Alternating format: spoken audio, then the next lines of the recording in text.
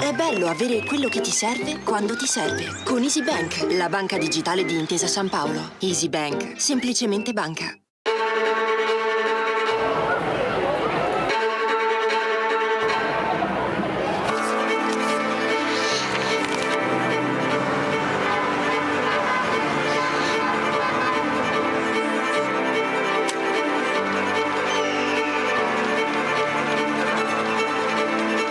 Vi prego, vi imploro, con umiltà e con fiducia, permettete a Cristo di parlare all'uomo.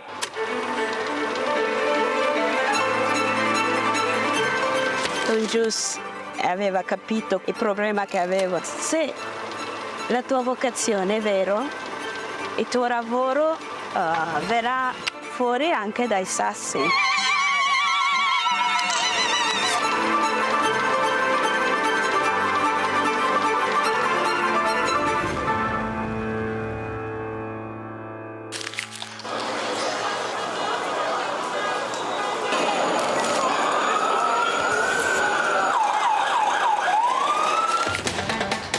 Di comunicare la fede agli altri, ma veramente insieme a loro riscoprire che cos'è la fede, che cos'è la fede per me. Portare Cristo agli altri, comunicarlo agli altri è l'unico modo che abbiamo per conoscerlo veramente.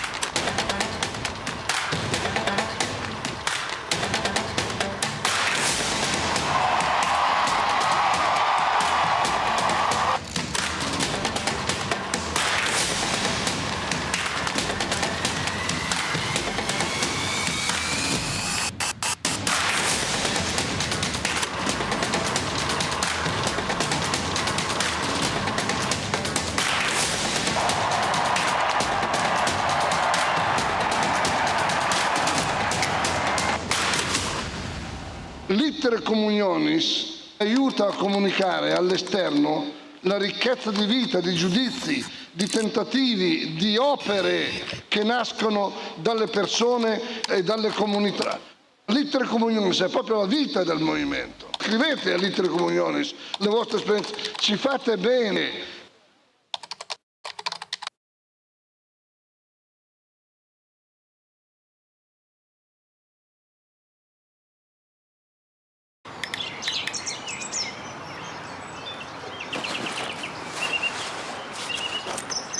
È bello avere quello che ti serve quando ti serve. Con Easy Bank, la banca digitale di Intesa San Paolo. Easy Bank, semplicemente banca.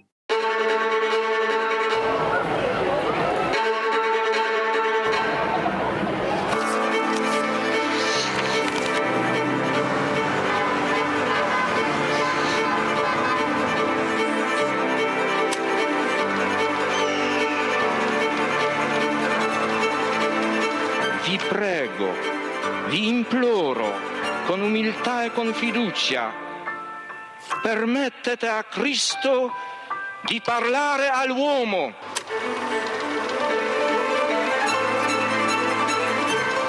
Don Gius aveva capito il problema che avevo. Se la tua vocazione è vero, il tuo lavoro verrà fuori anche dai sassi.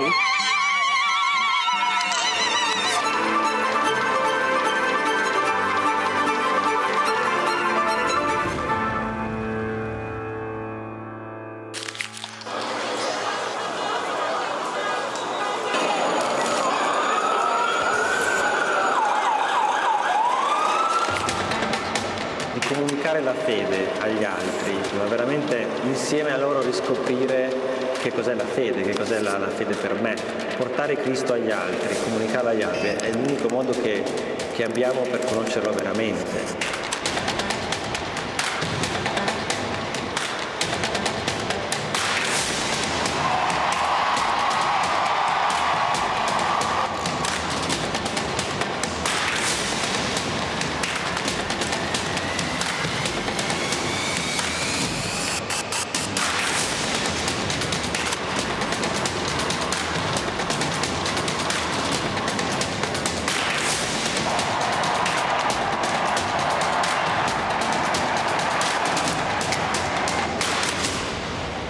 L'iter communionis aiuta a comunicare all'esterno la ricchezza di vita, di giudizi, di tentativi, di opere che nascono dalle persone e dalle comunità. L'Iter Communionis è proprio la vita del movimento. Scrivete all'Iter Communionis le vostre esperienze, ci fate bene.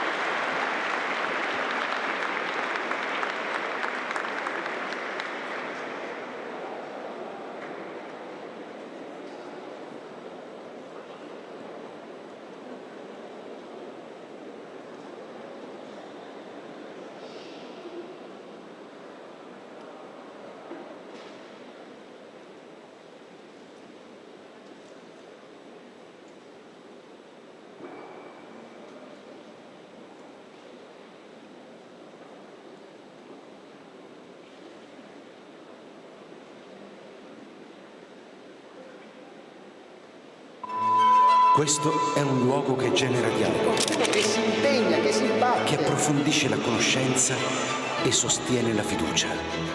È un crocevia dove si incontra chi desidera il vero, il bello, il giusto e il bene. È una testimonianza di speranza nel cuore ferito del presente. E tutto questo proporre con la propria vita esiste anche grazie a te.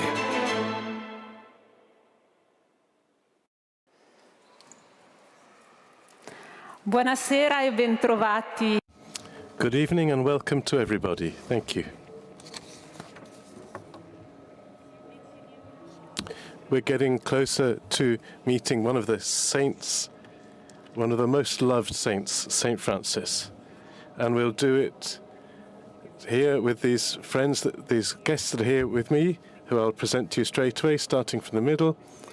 Professor Maria Pia Alberzoni, former professor of medieval history at the University of Sacro, Cuore in Milan, a Catholic university. Next to her, Davide Rondoni, a poet and president of the National Committee for the 800th anniversary of the death of St. Francis of Assisi. And then Marco Villani, who's the Deputy Secretary General of the Presidency of the Council of Ministers.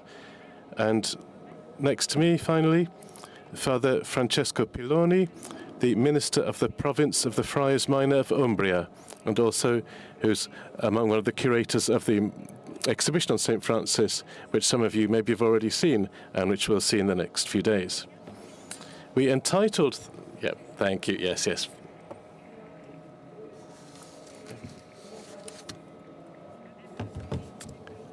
And now we've finished the presentations. We'll get onto our hot topic. So we chose to entitle this encounter An Explosion of Life. I was saying before that St. Francis, is among the most loved saints. The celebrations which are happening, dedicated to him in these years that we're living, that will culminate next year in 2026 with the anniversary of his death, these bring us to mind that he is a saint who lived and died 800 years ago. And still, we wanted to use as verbs to recount him words in the present tense, because this is a bit the provocation of all saints, and also St. Francis. Notwithstanding the fact that he lived 800 years ago, his relationship with God is so deep to recall us, even after so many years, such a great distance in time, that we too are living, we too live. This is the quality of saints, to recall to us that we live and why we live, even if they lived many years ago. My premise finishes here, and I ask straight away to Marco Villani to help us to enter into this almost scandalous theme, because you, Marco, are within the public thing, in public life. And St. Francis, in a letter, he spoke to the leaders of the people, the rulers of the people, in a word that, and he starts off using his words, recall that the day of death is getting closer. We could say that that's not the normal way that you'd start a formal letter. He goes straight to the point. So after the impact, this seems rather gloomy, but it's actually completely different, because Francis is a man who speaks within eternity, and so he asks us, or he proposes to us, to those who have things to do with politics and economy, let's build something. Can we build something that satisfies not only our small passing needs, or something more lasting? Or do we want to build the foundations of a hope that looks at eternity? And so I ask you, if for you this provocation, this hint from Francis, is it useful in the fabric of our country? Thank you. Certainly. Above all, I'll thank you, everyone, for the organisers. Everything has let us happen and be here today. So the secretary of the committee that Davide so ably leads, the committee for the anniversary, it lets me with great joy. So it's not gloomy, first of all, because firstly there's a phrase where we see the poor man, the poverello, we see him in Christ. So it generates an explosion of life, and then the explosion of life accompanies the rulers of the people, whoever they might be, even the magistrates, the judges, where I find myself more at my ease. It's a warning, an admonition, a sense of concreteness. Recall that in our eternal vision of life, his vision of life too. We're all here. Even if we're doing things for a long term, it's a finite term. So all this choosing, how do we choose to live this finite time? My mother sustains that she's 80 years old and still got a lot to do. But there's the possibility of living in eternity already. Think of Karl Acutis, living eternity even within limited time. Think of Livatini, one of the heroic judges. Think of Saint Frassati. These people represented eternity on this earth. Think of Clara Luce, who sustained that death didn't exist in so much as life is just a passing, like a trampoline that launches you to the eternal. So I don't see a gloomy recall, but to turn back to what we do daily. I read my daily duties, that of administrator, of judge, of a public servant, with the eyes of Sister Death, in the sense that we give willingly an objective, a value, a weight to what we do every day. This could seem an exercise that's sterile, but instead it's done in the light of the Gospels, as I said before. These accompanied us, these Gospels, because we can do everything you want, but if this night happens, you can build all the silos, all the barns that you want, like we read in the Gospel. But if the call comes through you, that's the end. So in these Gospels that read by Pope Leo to the young people, when he said, open yourselves to construct something for you, which read positively means every morning I wake up, and I aim to construct something for someone who isn't me, for somebody who's not me, which is also me, because in the end the satisfaction of having a fortune to do this job I do, the talents that were given you by God, which are yours to do something in the collective. All this series of fortune that you need to put it in the service of something that involves, at least in part, the common good. It's something every morning you face. To not go on too long and be boring, I'll give an example. In Palazzo Chigi, I went there after many years I hadn't been there, and amongst the delegations that I received, which clearly I'm a magistrate. I have everything to do with that, to deal with the budget, with the balance. Otherwise, I wouldn't be there. I find a few delegates there, sort of scattered around Rome, who come from what seems a really remote past. I try to understand what we're doing until I find a person the architect Giannino, who was working on his own, and now really because of his merit, he works with Davide.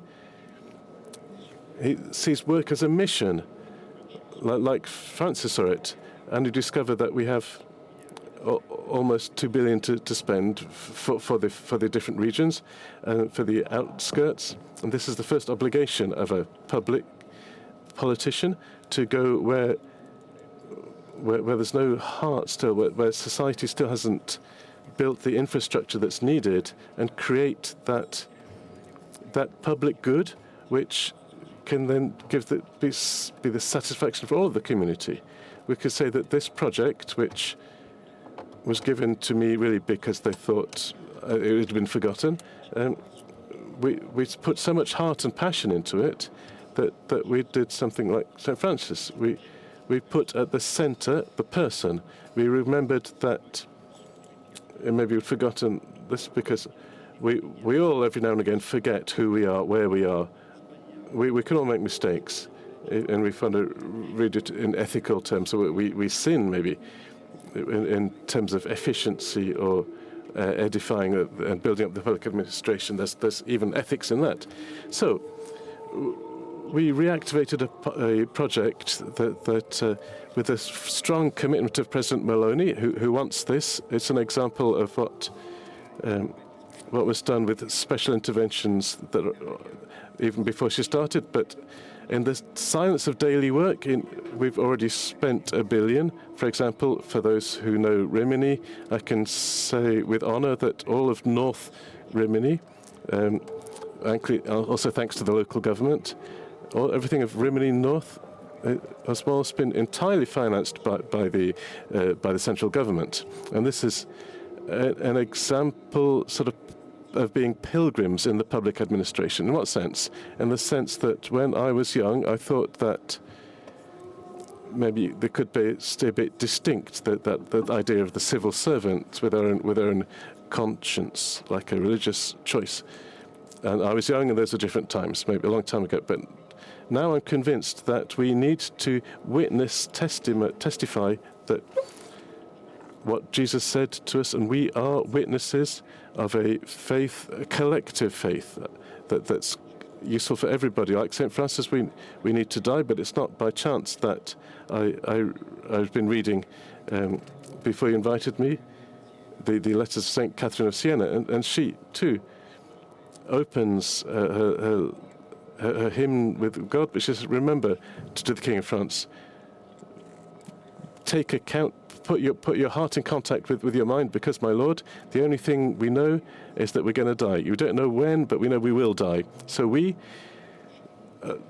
talking about dying, it doesn't interest us very much, but like, we want to be like, whether we're like Carlo Acutis, we'll live a few years, but still eternity.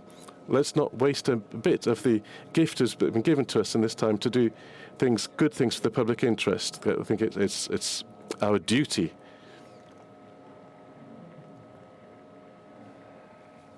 Thank you. I found myself a pilgrim in the public administration. That's great. Thank you.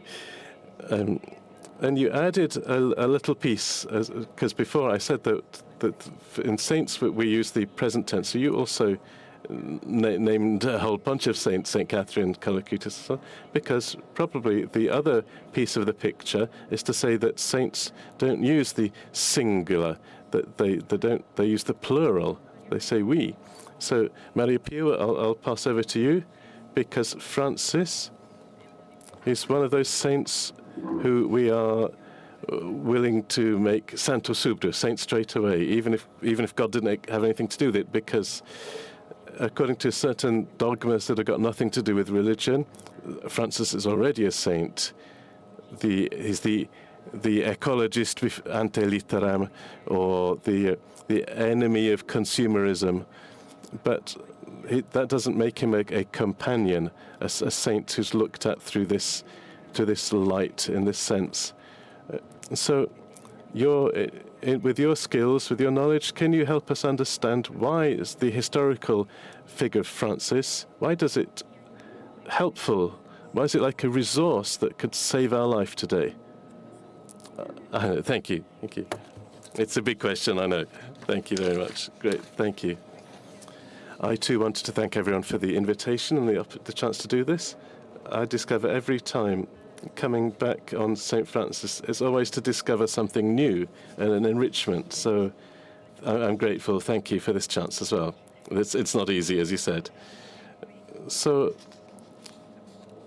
in these years, studying a bit the Francis, the context in which he lived, etc., I asked myself the question many times of His Holiness, what characterizes his sanctity? Because we know the saints of charity, saints of work, of justice, like Levantino and so on, but who were in a certain category. But Francis,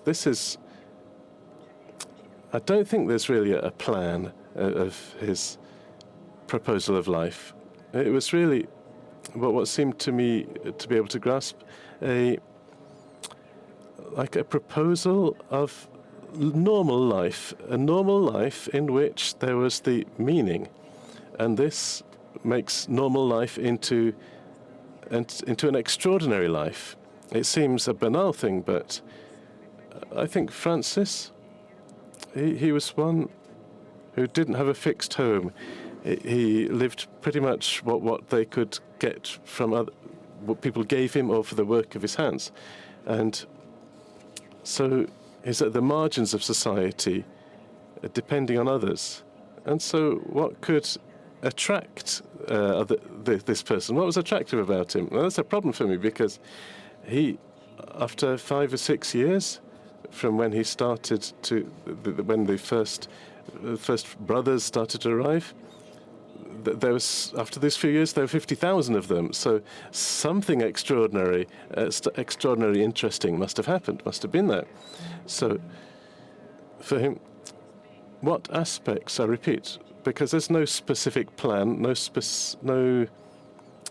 particular type of life success or whatever that was attractive. So it seems to me to be able to give an answer that I'd like to share a bit with you, that the fact of the fascinating, interesting, attractive thing was friendship of these fratres.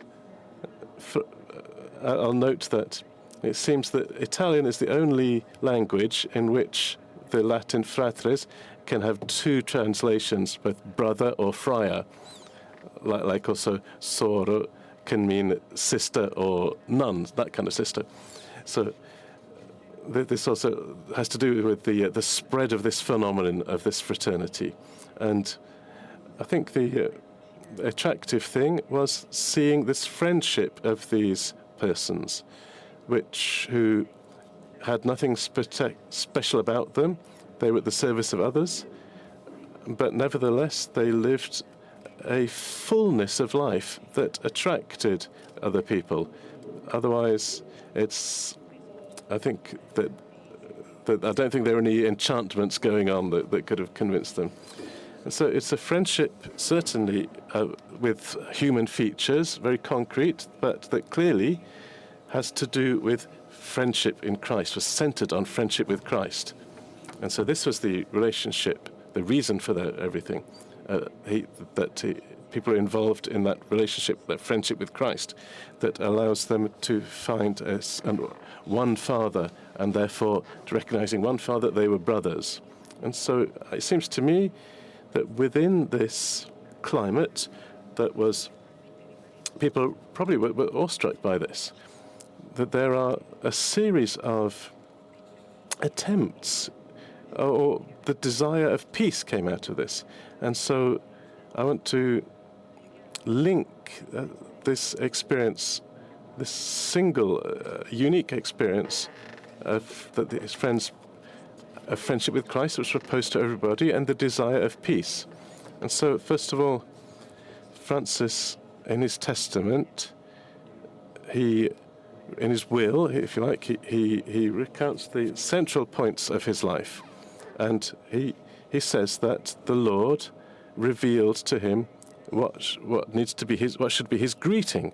And it seems banal to us, but for somebody who lives on the road and meeting people all the time, you greet them, you say hello.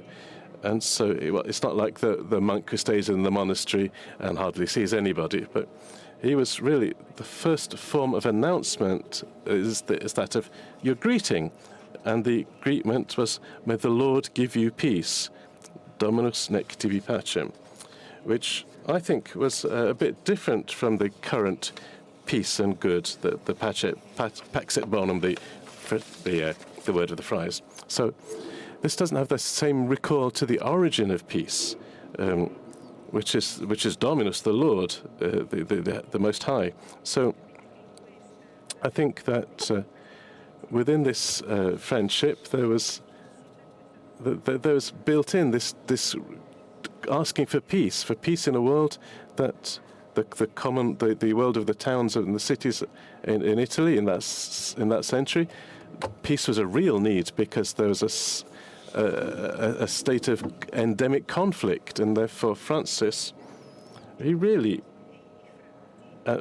the Friars, they appear as a proposal, I'd say, in this sense. It's very interesting, this aspect of friendship, that friendship with Christ that is proposed to everybody. It's not like there was a category or one or another that was involved, but it was proposed to everybody. And I don't think if this can maybe contribute, but I'll add only that these friars, try and imagine these exhortations to the people that finished off very often with songs or even dancing. It's really this physical expression of this joy, of this gladness. Thank you. I don't know if I actually answered your question, but thank you, Maria Pia. In fact, this thing that at the end of speaking that they sung and danced, and that there's this proposal, it's really interesting. You're right. Thinking about hot topics, I think as maybe Father Francis it asks, it's up to you to come into the topic, because Maria Pia said a few times the word amicizia, friendship, and today I'll ask you to help us on the theme of relationships, which is another area in which we don't need so many words, but we need friendship of the saints. And today, relationships means everything and nothing. We're confused and unhappy about the theme of relationships. I think I'll mention a few things, then you can come in better than I. From one side, we have a fantastic narrative about team building, and then the news throws stories about us about solitude and isolation that they're really shocking. And we're used to, with social media, to believe that to be a friend you need to just click, and then also the news tells us that currently people knife each other, and so the idea of brotherhood of Francis, can it help us to pull together, to review our need for relationships, for true relationships? I'll put this as a question, and then see. It's a big topic, I know. Great. So, thank you. I want to feel like I want to thank you, like everybody else has done. And we're also thanking those who, for this encounter, this meeting, the possibility to grasp Francis, 800 years, an explosion of life, the title that is born from Davide. It's born within a deep truth. The question, who's speaking of relationship, friendship, company? What about fraternity? So I think there are some ingredients to grasp here. The ingredients in the life of Francis and in Franciscanism.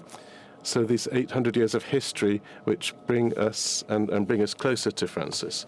So there's not just Francis, there's also a history marked by 800 years of an inheritance. And so to get into this topic of relationships, Francis becomes a teacher today with all the elements that he used, as you said, from the news, from the use of social. He's a man who knew how to listen, who knows how to listen.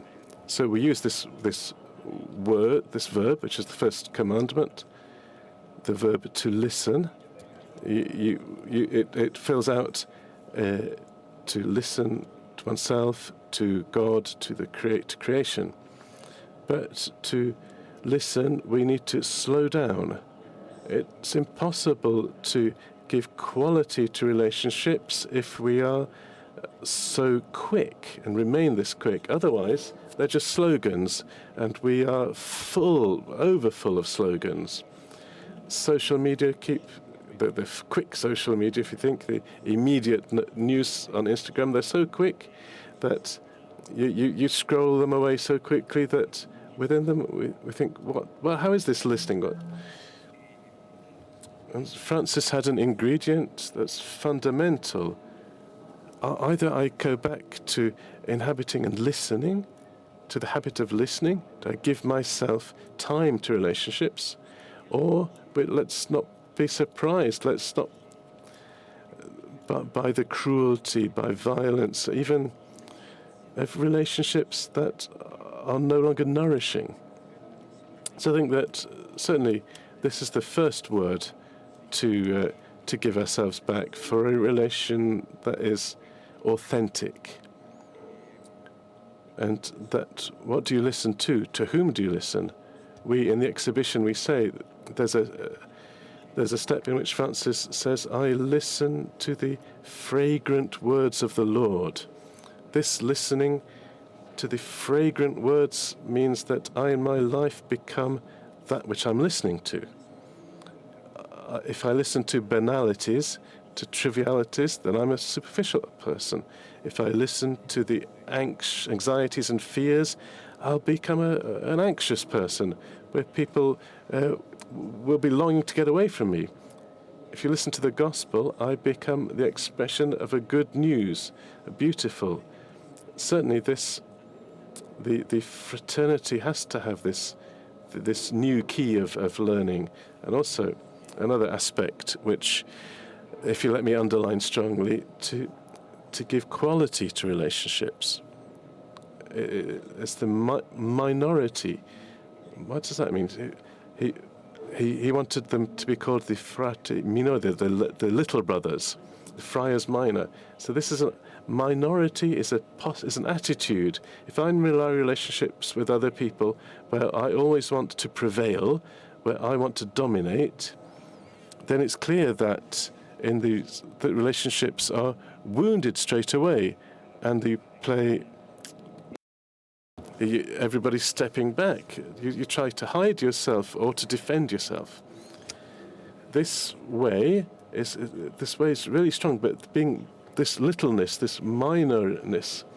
We all know the story of the wolf of Gubbio. But what does Francis get from this story?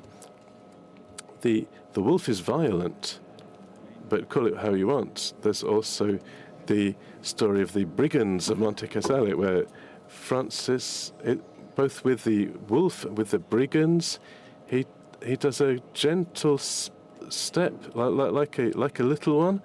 He says, "Why is the wolf evil? Why did the brigands become robbers?" And instead of accusing them, he gets close to them. Gradually gets close to them. He learns from listening. He learns to meet them, and he realizes that the wolf isn't evil. The wolf is unhappy. The brigands aren't robbers. They're hungry. Or either we put ourselves in this dimension of listening and of minorness, or we claim in our relationships, but we claim them, but we don't enrich them. We don't give them this turning point. And so we carry on with our slogans, speaking like the way everybody can, but nobody grows. And so these two royalties, minority and listening, I think that these are key things for a Christian to recover, to have the posture of a Christian. Thank you. Thank you so much. I really got this point that the wolf is unhappy. So the willingness to encounter no frontiers, no barriers, no entry tickets. The encounter is open to everybody. And so thinking of encounters, Davide Rondoni, I'll get to you. That you had this the serious duty linked to the Committee of St. Francis. You became kind of not a pilgrim in the public administration, but a poet pilgrim, meeting so many different Franciscan realities that exist and that make the fabric of our country still alive today. So I want, if you can give us some notes from these journeys, from these encounters that you're doing for this, through this task that you've picked up. And so the other thing that I'll ask is, how can we keep alive a memory in a way that it become not just an anniversary in which I dig up an ancient but dead treasure? How can we keep alive a memory? Good evening. Thank you for inviting me, first of all. You know, I've always been a bit of a poet pilgrim. It's not like anything's like much has changed, but you can see from these people here with me today, they're excellent encounters. I met them thanks to this responsibility that was asked of me. There are two elements that particularly struck me, you know, among many others, while going around and asking not only within the Franciscan communities, but talking about St. Francis in generally in, you know, distant contexts to faith and whatnot. So that, you know, everyone seems to like St. Francis. It was strange, like we heard earlier. Even when you say, you know, if you say, you know, long live mothers, there was someone who'll say, no, sorry, my mother is this or that. St. Francis, it's as if he had a kind of universal affection. And this is in a time of particular divisions. This is a responsibility to look to something that's greater than us, than the divisions that there are in life, in society, of political parties, in the family, etc. But to go deeper to two things that we've just heard.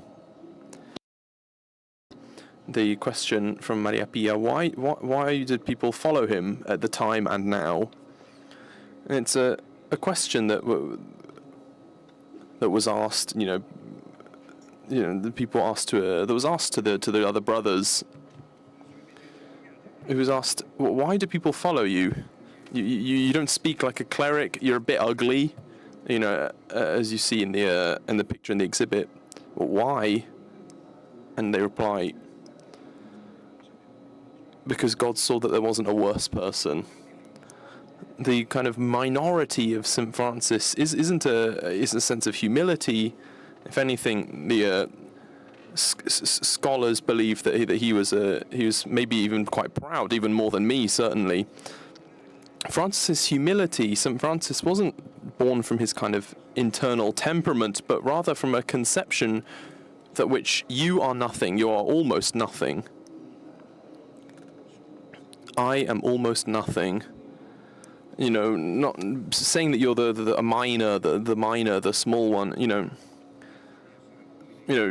See, look at the difference. To the other, other potential clerics who pretend to be humble. Humility isn't, to never annoy people.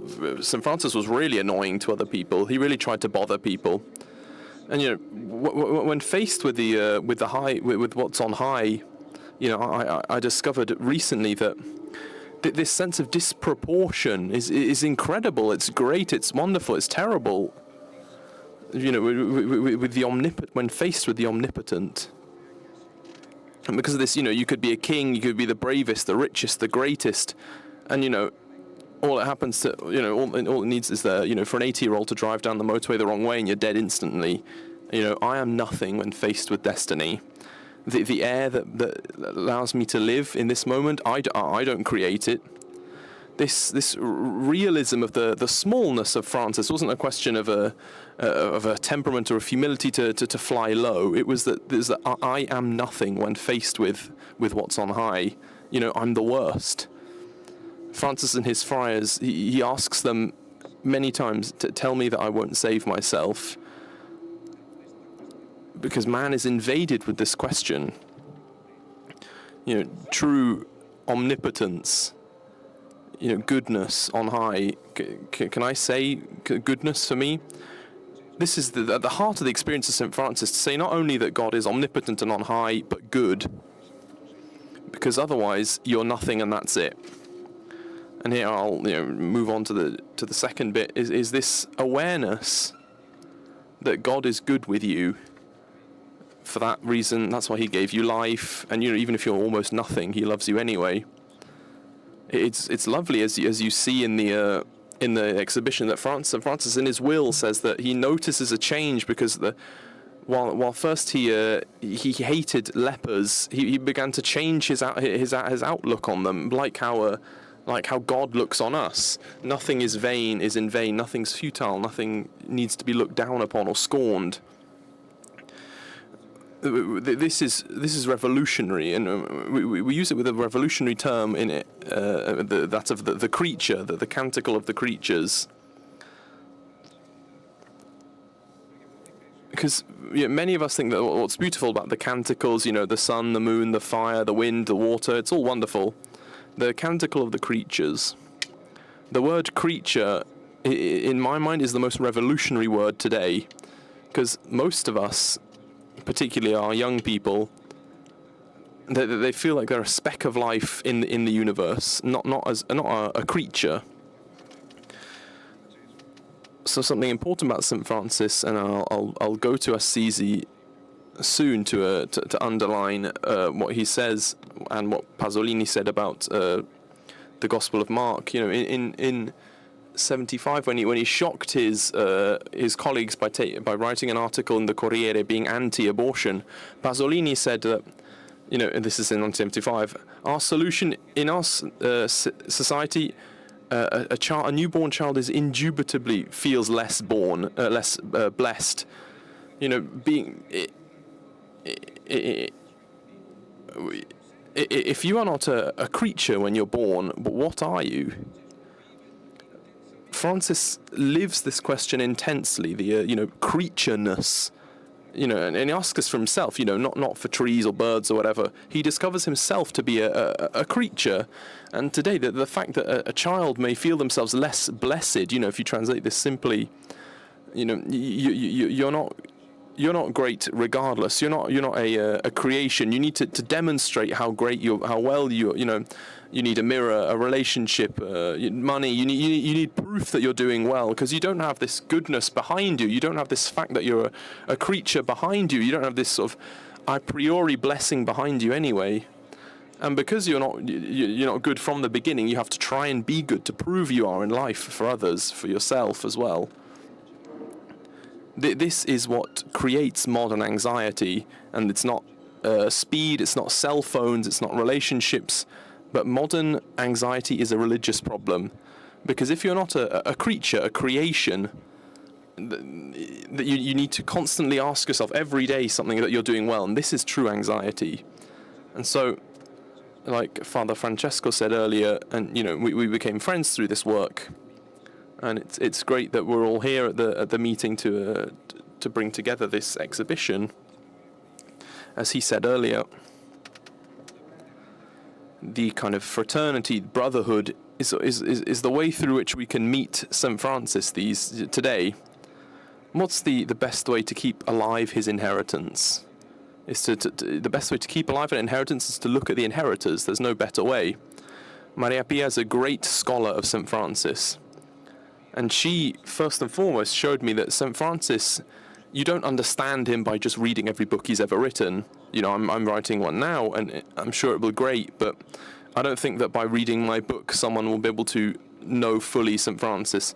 He said it himself, the way to understand it is through brotherhood. Those who, like me, you know, have lived for 15 years with Don Giussani will know that he's one of the great reformers of the church. That these great reformers aren't people who had great ideas. For St. Francis, it was the question of poverty. You know, what was the event, the coming for Don Giussani? But it's fraternity, it's brotherhood, because the way to live the kind of charism of Francis of Giussani is not to study it, it's not to interpret it with words, it's to live this brotherhood fully. And I'll finish here by saying that I've met many communities who are inspired by St. Francis directly or indirectly, because all the great movements of the 1900s were born from people who were kids in the kind of century before, of the 20s and 30s, and these kids were kind of filled with great images of St. Francis at the time, who was, you know, Lupi or Giussani or anyone else. It's no surprise that all these people absorbed something from the Franciscans, because kids in the 20s and 30s, when there was an enormous, you know, through various discoveries and such, respect for St. Francis, and by going around, I've seen this experience, you know, directly or indirectly touched by the charism of St. Francis that is of a moving beauty, and it brings to the center this discussion. If you're not a creation, a creature, then what are you?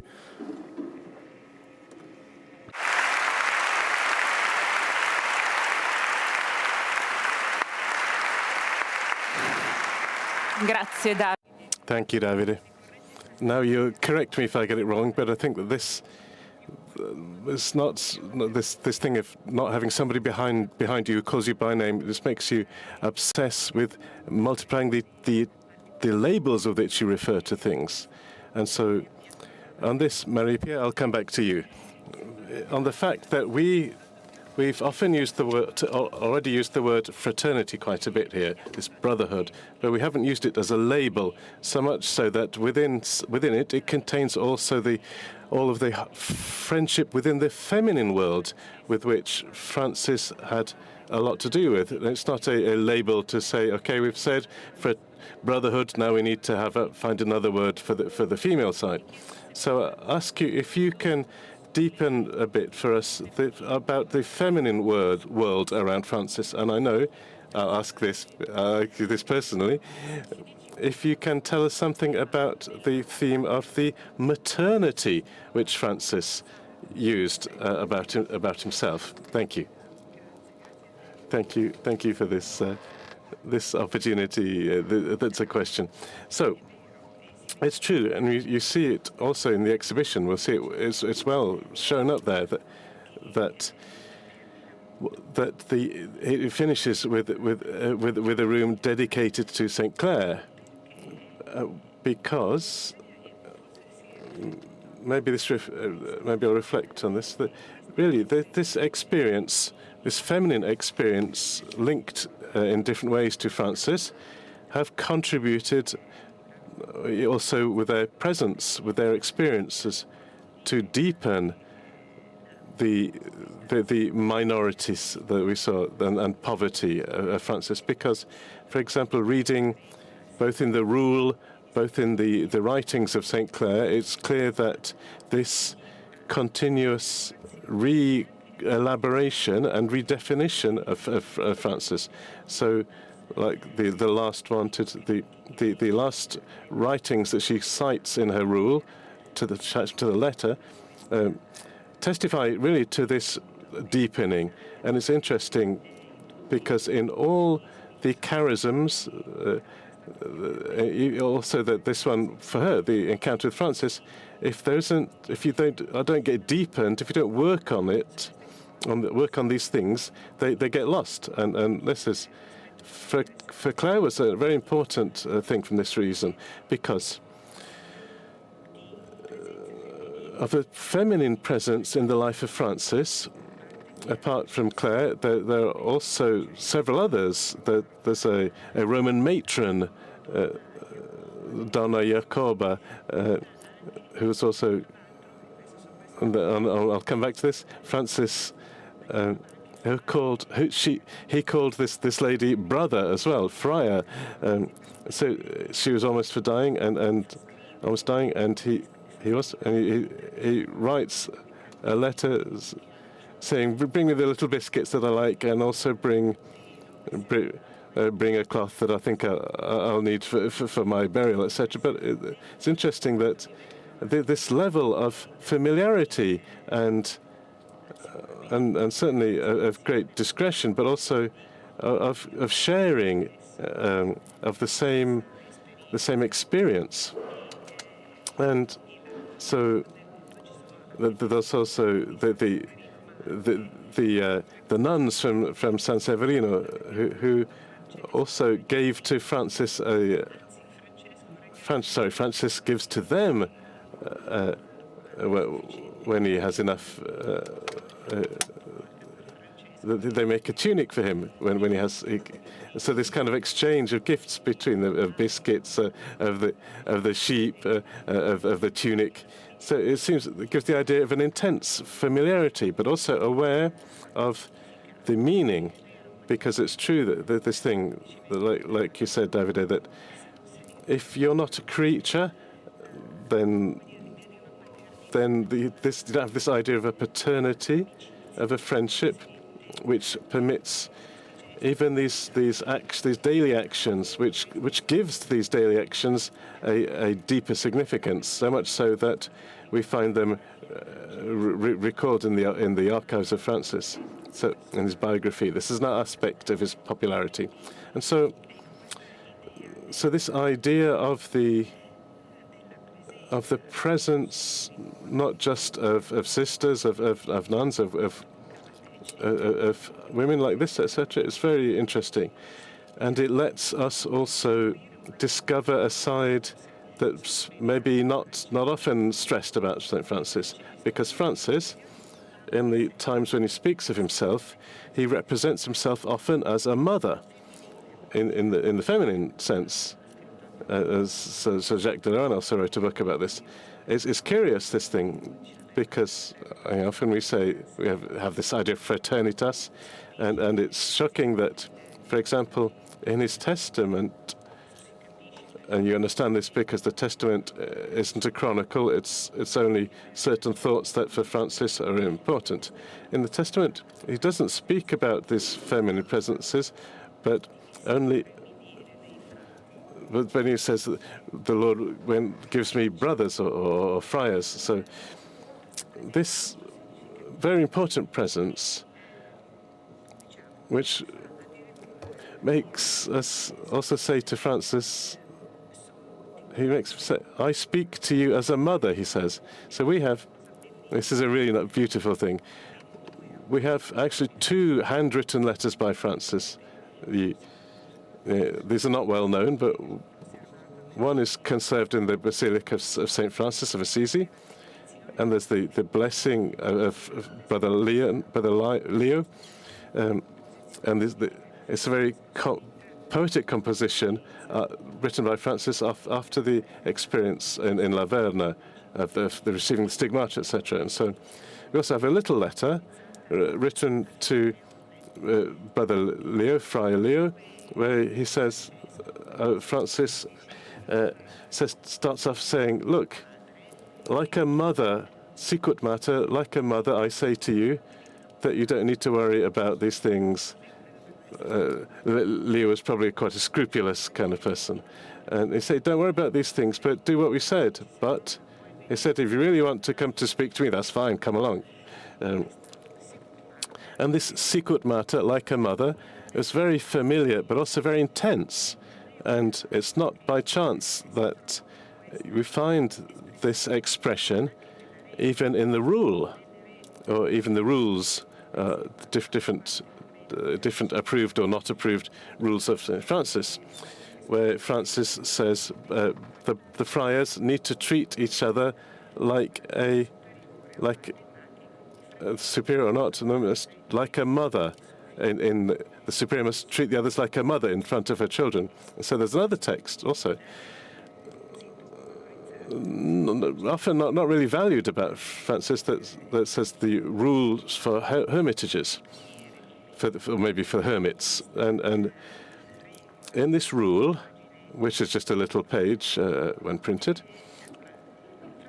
Francis says, the friars who are in the hermitages there should be 4 of them.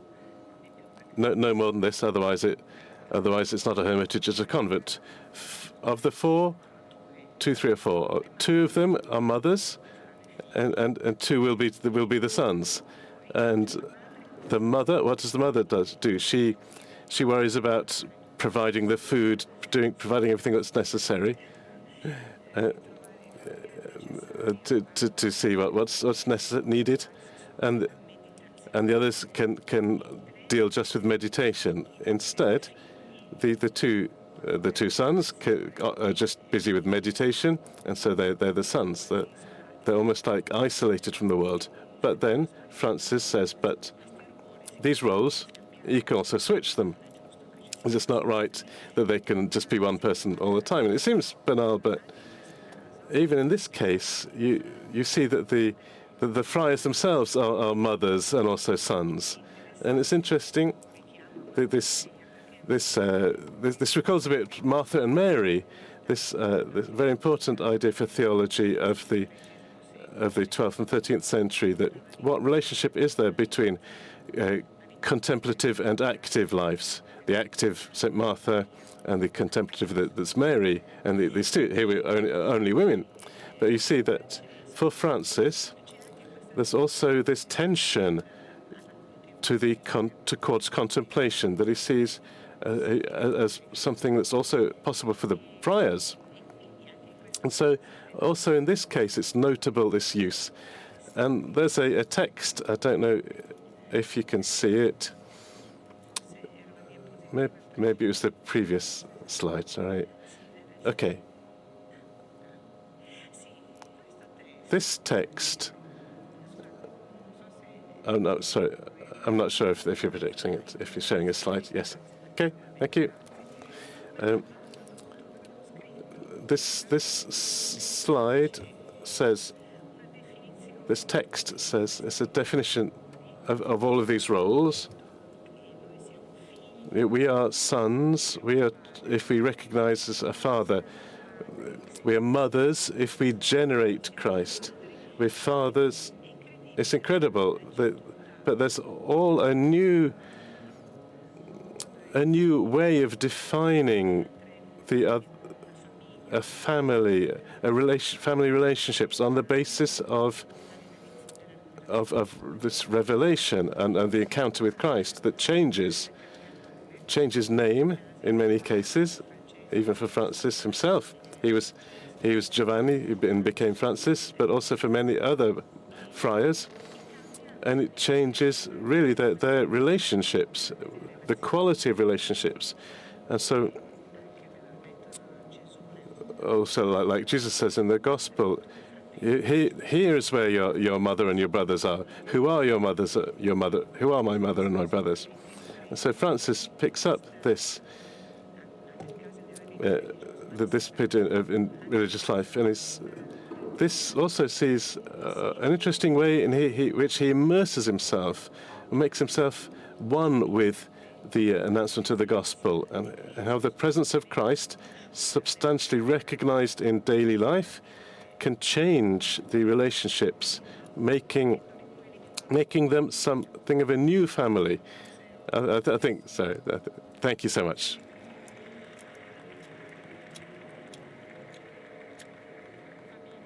Family. Father Francis, I'll come back to you. It's a word we've also wandered around a bit, but I thought to ask you specifically this thing, and I noted that for its sort of coincidence that aren't coincidences, today Pope Francis asked for a day of fasting for peace.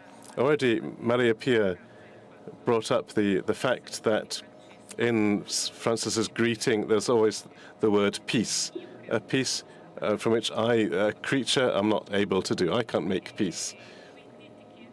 But I ask you to go into this word, that which we obviously urgently need, not just because of the international context that's full of wars, but also the war has something to do with something inside of us, in our anxieties, our fears, our claims, whatever. So can you clear this horizon for us? Certainly. This term peace should be purified. It seems that it was very clear when Pope Francis, he presented himself and he gave the Pope Leo, sorry, so, he said, of what peace are we talking about? So he's had pardon, friendship, speaking with Cardinal Pizzaballa. What peace are we talking about? So here we want to focus on the things. We want to, in Francis's greeting, the Lord give you peace, as Maria Pia said. We're speaking of the peace that the risen Lord brings. So today, when I listen to these words, often there's a dimension of I'm looking for peace, for serenity, of an emotional well-being. So this kind of mixture within us. And instead, that I like to be of a not tranquil temperament, an unquiet temperament, because blessed are the disquiet, the unquiet, because Francis was like this. Blessed are the unquiet, because they don't have certainties arrive if you're unquiet. But if you're trying to keep everything calm and peaceful inside you, then it doesn't hold up against the test bed of life.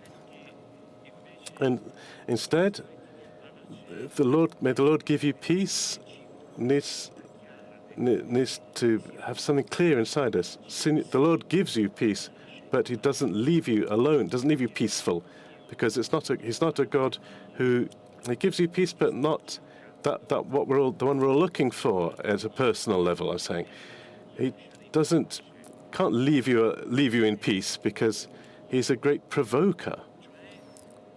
He provokes. He's in favor of your vocation. He provokes.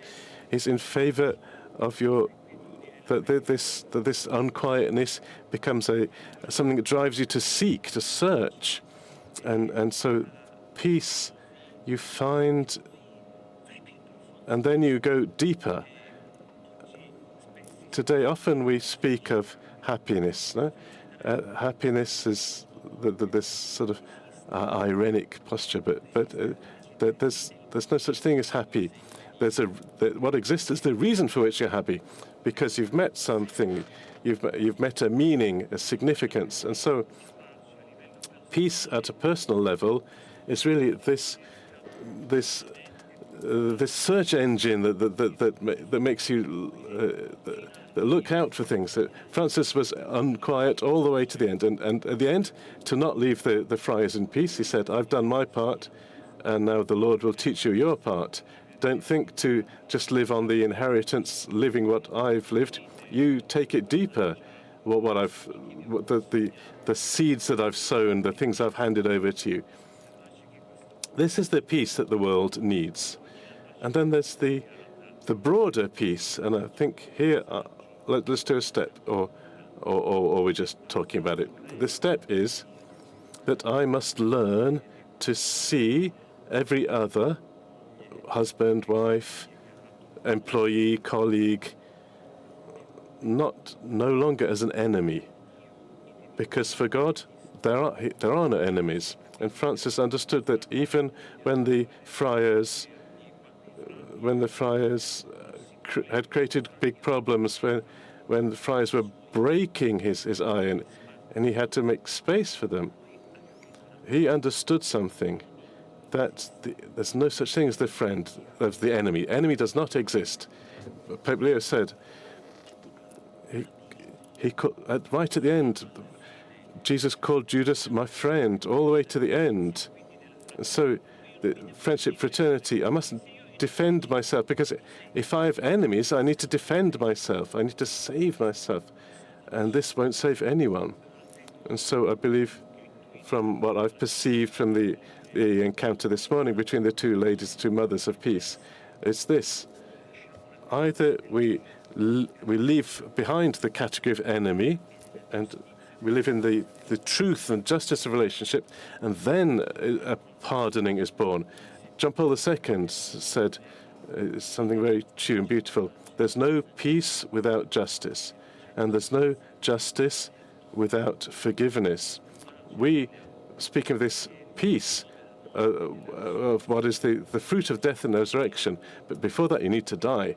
And so it's super easy, looking at Gaza and Ukraine, it's very easy to say phrases that everybody repeats, or to start from we need to start from the peace that the risen Lord gave us. And this is the mature fruit of pardon, is peace. I think Francis tells us this because the saint of the Portiuncula, the messages are peace and pardon. Peace and pardon. It's all inside a word which is gospel. Thank you. Thank you. Davide, can you bring us to our conclusion of this portrait that's certainly not concluded? Gospel. Words, true words, authentic words that you hinted already that your playing field, if you like, your battlefield is the canticle of creation. We're really full of so many different kinds of words, too many, but Francis is able, the unquiet, the prostrated, of a word that blesses, to say thank you, of grace. How can we say something? I ask you about a word, about the word which blesses? That's a really hard question.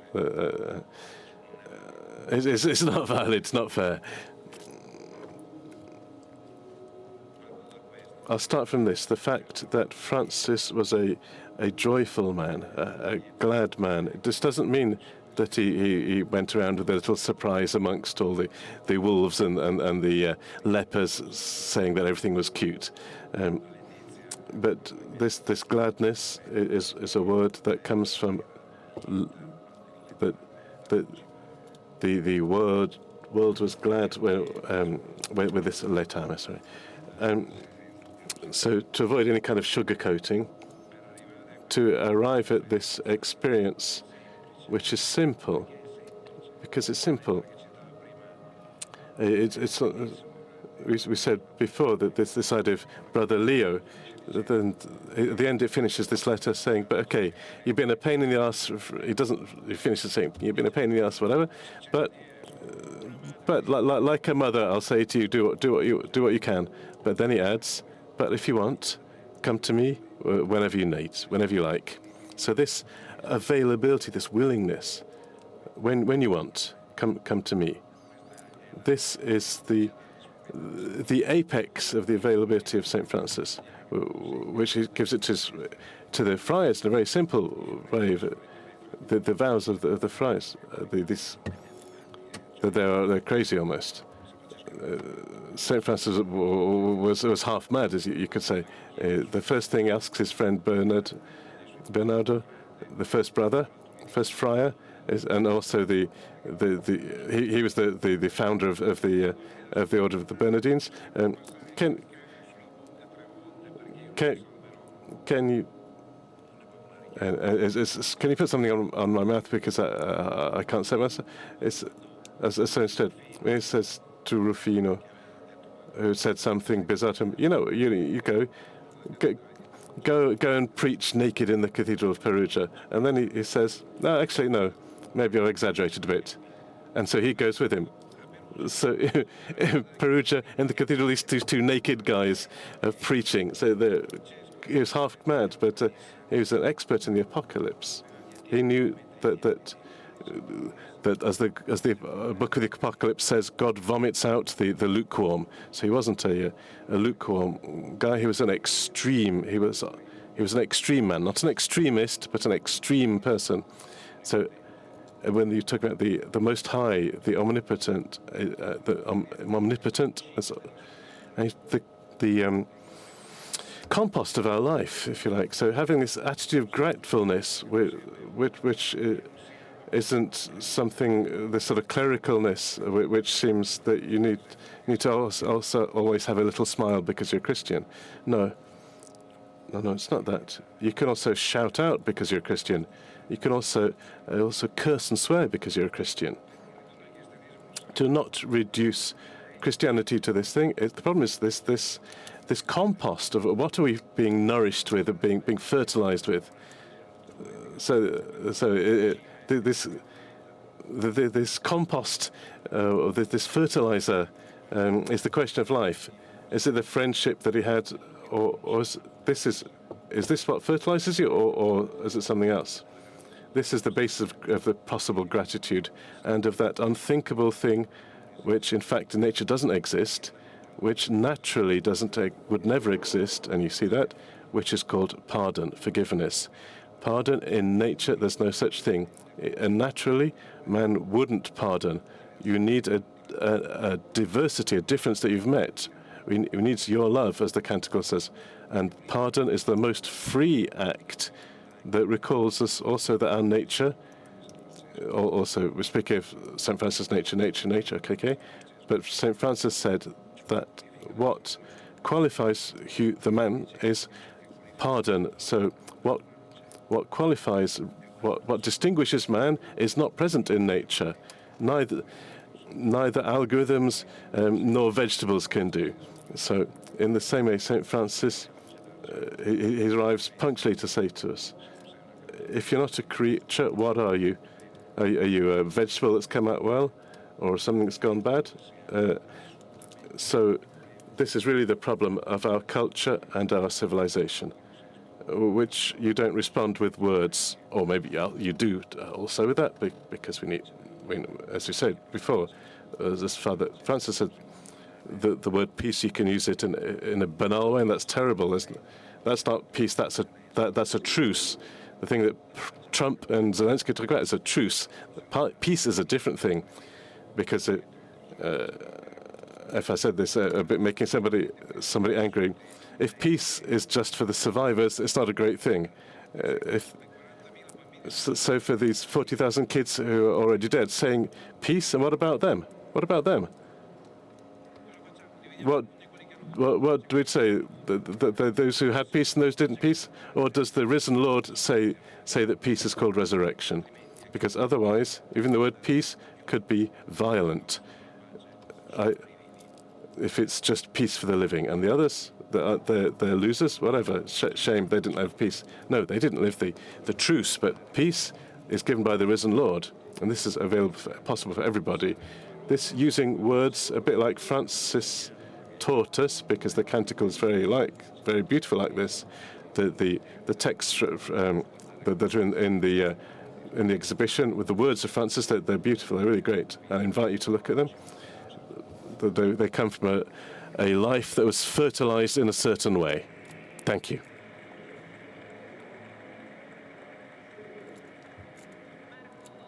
Marco Villani, I saw that you took notes. Help me to draw out some conclusions. How have we fertilized the ground today? So the first one I wrote down is compost, fertilizer. We've fertilized a land unworthily, but with the fire of Davide. So think about compost, fertilize. Think about bricks. These are very similar things. So what bricks have we found? Have we tried in our little way to construct with today? The encounter, certainly, in my little intervention can be enriched, because it brings St. Francis to the centre. Francis is at the centre, as Davide said, from the 20s and 30s, but also effectively he was the figure of the figure of the saint above with all the other saints. St. Francis, and maybe St. Benedict as well, and also St. Filippo Neri in Rome, who went around the zone where I live in Rome. The presence of the saints is strong. St. Francis is an emblem. And the initial question, do we feel them as allies? He's much more than an ally. St. Francis is the transposition of the Word of God among us. He's the lived gospel. It's much more than an ally. So the compost is these bricks that there's a nice images that form part of I'd imagine of a beautiful a mosaic, probably a mosaic portrait, or otherwise they're like roads on which to walk without going wrong, because there's only one road, only one path. We can't choose arbitrarily. Even the public servants know that if you don't find the path in the laws, you'll find it in the ethical law given to us by God. So I found once to discuss with somebody who said, "I'm envious of you because you have this certainty." I said, "Well, look out for it. It's not just my thing."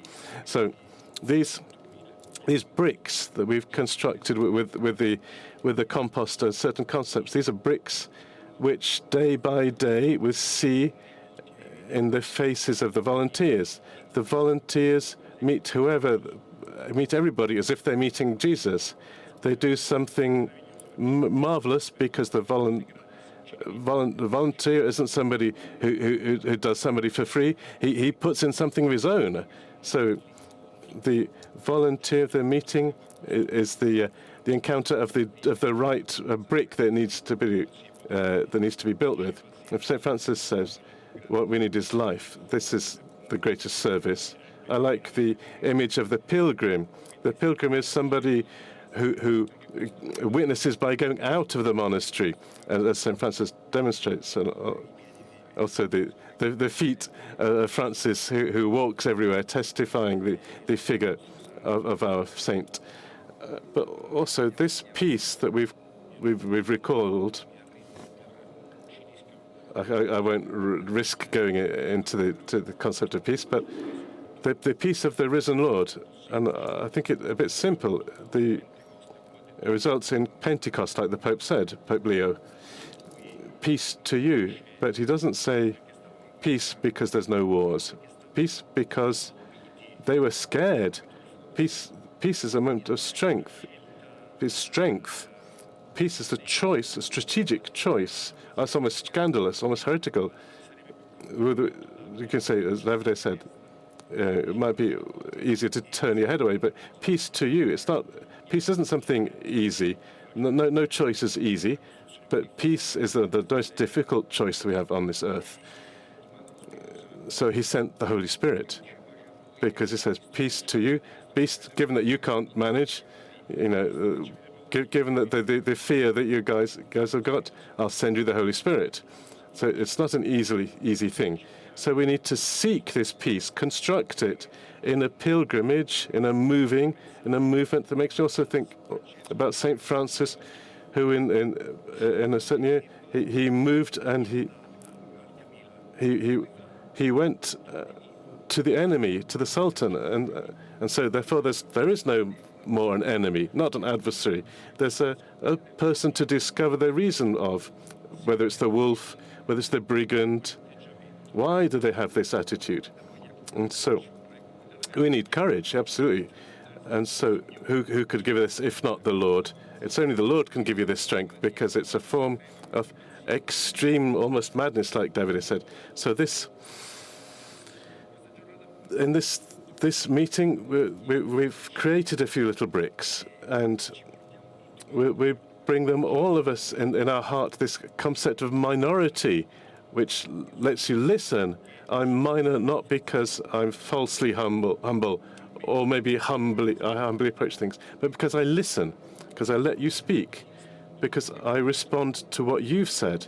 And so in the public area, the listening that we've put down as administration has had rapid responses, because listening isn't sterile, it's constructing. To construct, as Pope Francis said, you need to be full of gratitude, because if you're thankful, then you can transmit this gratitude to the people around you. And so in public administration, there's a quick response. The most intriguing concept for me is the idea of fraternity, because you need to have the courage to say that the fraternity of Francis, like you said, I'm sorry, I'm stealing your role. The fraternity that I said is a fraternity that gives Davide lit the fire of this fraternity, of community, of the upper room that's explosive, which it's not exactly the fraternity that has won right now, because thinking about President Draghi, who's speaking in Europe, the idea of fraternity is that was inherited from the 17th century. It's like to compete. The one that came from the French Revolution isn't to construct. There was no Franciscan fraternity that wanted to divide, but to construct, to amplify. At least I see it like this. And this creature which we're trying to make grow in us is a creature that has no fear. A creature that's like Pope Leo said, like the work of a leaf, of a blade of grass. This morning I feel myself to contribute, and the next day somebody else will contribute. But in the concert of public administration, in which my experience in Meloni government is to not throw away that what was well done before us.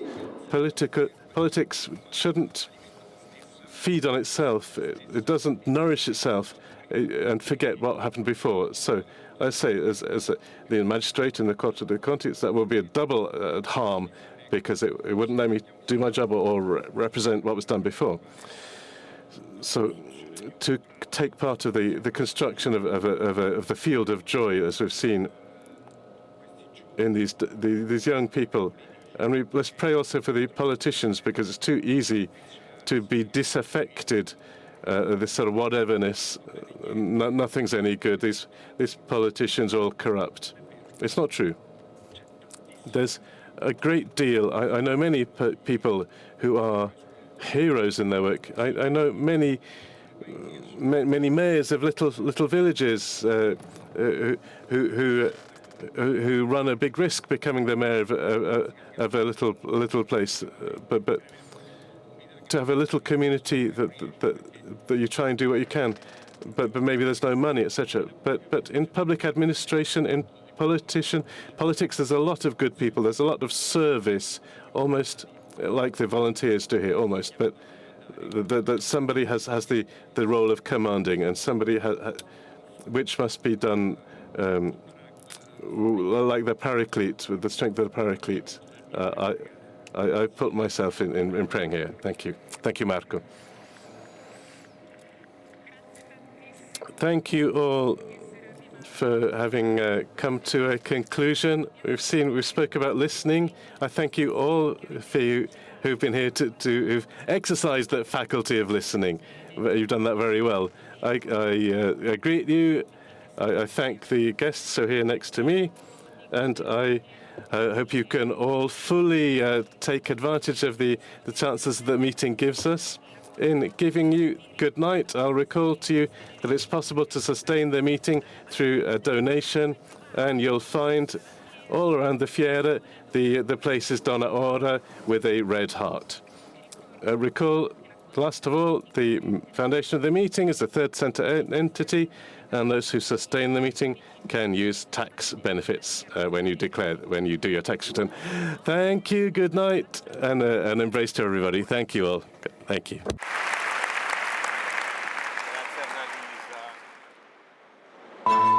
Questo è un luogo che genera dialogo, Qualcuno che si impegna, che si batte. che approfondisce la conoscenza e sostiene la fiducia. È un crocevia dove si incontra chi desidera il vero, il bello, il giusto e il bene.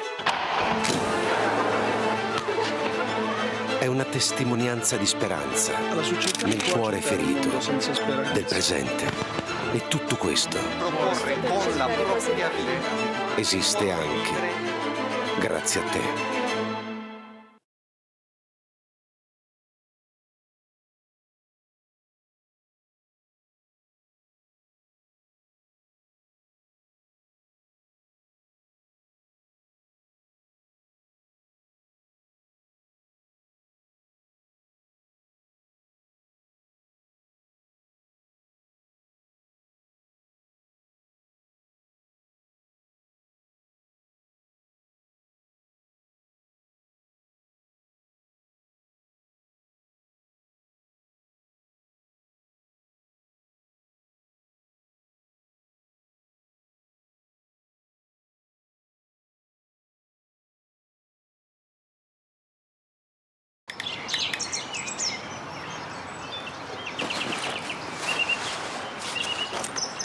È bello avere quello che ti serve quando ti serve. Con Easy Bank, la banca digitale di Intesa San Paolo. Easy Bank, semplicemente banca.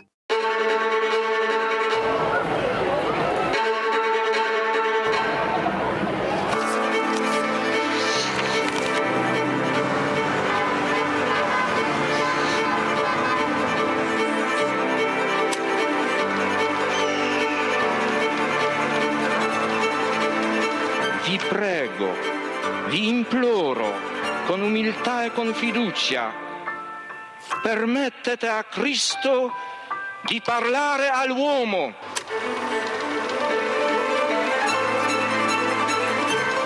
Don Gius aveva capito il problema che avevo. Se la tua vocazione è vero, il tuo lavoro verrà fuori anche dai sassi.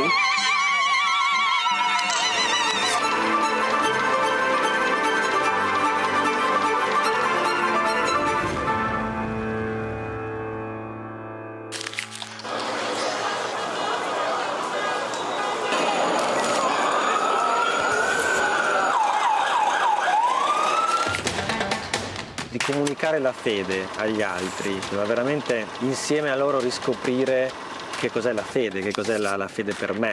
Portare Cristo agli altri, comunicarlo agli altri è l'unico modo che abbiamo per conoscerlo veramente.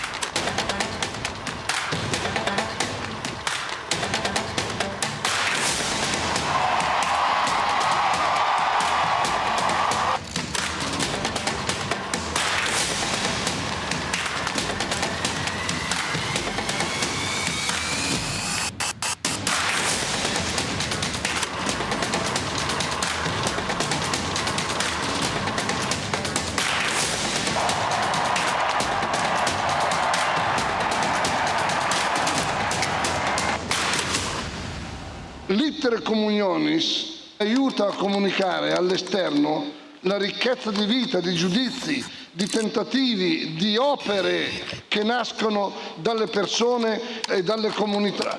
L'iter communionis è proprio la vita del movimento. Scrivete all'iter communionis le vostre esperienze, ci fate bene.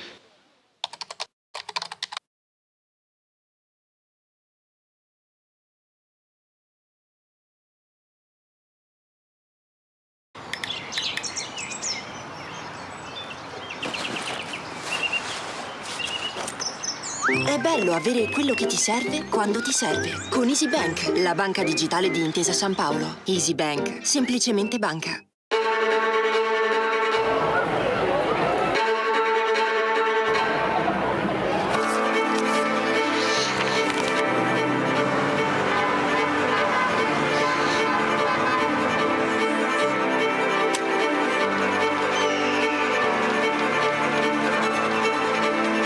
Vi prego, vi imploro, con umiltà e con fiducia, permettete a Cristo di parlare all'uomo.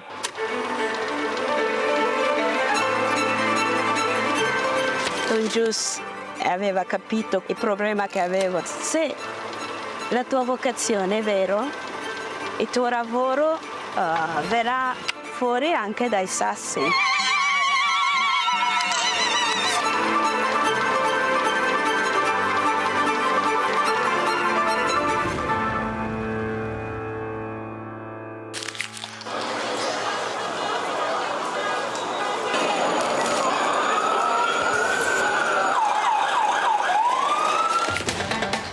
Di comunicare la fede agli altri, ma veramente insieme a loro riscoprire che cos'è la fede, che cos'è la fede per me. Portare Cristo agli altri, comunicarlo agli altri è l'unico modo che abbiamo per conoscerlo veramente.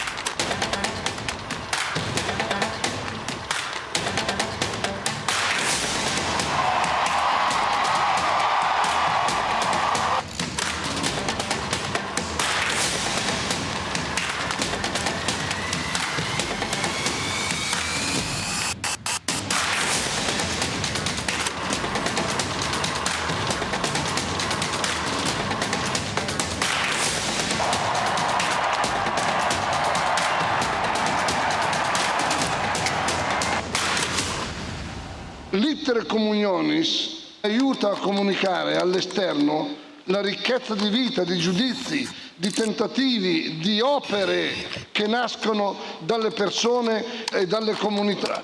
L'iter communionis è proprio la vita del movimento. Scrivete all'iter communionis le vostre esperienze, ci fate bene.